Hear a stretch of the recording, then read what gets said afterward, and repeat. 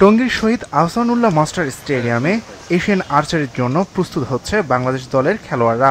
এই আসরকে সামনে রেখে 2 সপ্তাহ ধরে ক্যাম্প শুরু করেছে লাল সবুজ দল। এশিয়ান আর্চারিতে এখন পর্যন্ত 8 বার অংশ নিয়েছে বাংলাদেশ। পদক এসেছে 3টি। সেই 3টি পদকেই 2021 সালে ঢাকায় অনুষ্ঠিত আসরে। সেবার রূপা ও 2টি ব্রোঞ্জ জিতেছিল বাংলাদেশের আর্চাররা।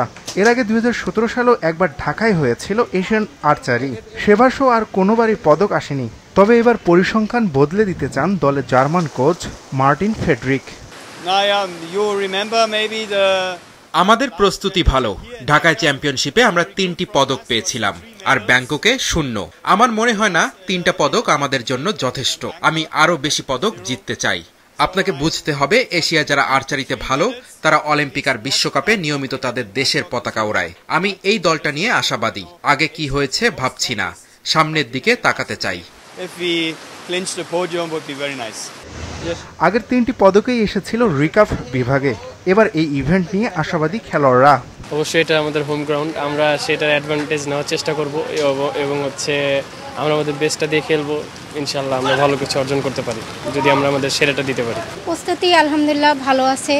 আগের থেকে আমি 2017 সালে খেলছি, তখন জুনিয়র খেলছি, তো এখন সিনিয়রে খেলবো। তো প্রিপারেশন মোটামুটি আলহামদুলিল্লাহ ভালো আছে। আশা করা যায় ভালো একটা রেজাল্ট উপহার দিতে পারবো। এবারও বরাবরের মতোই লক্ষ্য থাকবে যে ইন্ডিভিজুয়াল গোল্ড পাওয়া বা আমাদের টিম ইভেন্টটা বেশি আমাদের আশাবাদী, টিম ইভেন্ট নিয়ে টিমে গোল্ড পাওয়া, এগুলো বেশি আশাবাদী। এশিয়ান আর্চারিতে কম্পাউন্ড ইভেন্টে এখন পর্যন্ত কোনো পদক জিততে পারেনি বাংলাদেশ। তবে এবার এই ইভেন্টেও পদকের আশা করছে আর্চাররা।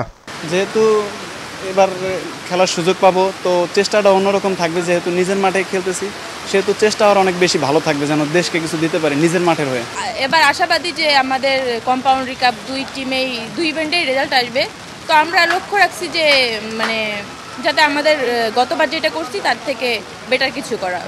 আগামী 8 থেকে 14 নভেম্বর জাতীয় স্টেডিয়ামে ও আর্মি স্টেডিয়ামে হতে যাওয়া এশিয়ান চ্যাম্পিয়নশিপে অংশ নেবে 34 দেশের 207 জন আর্চার।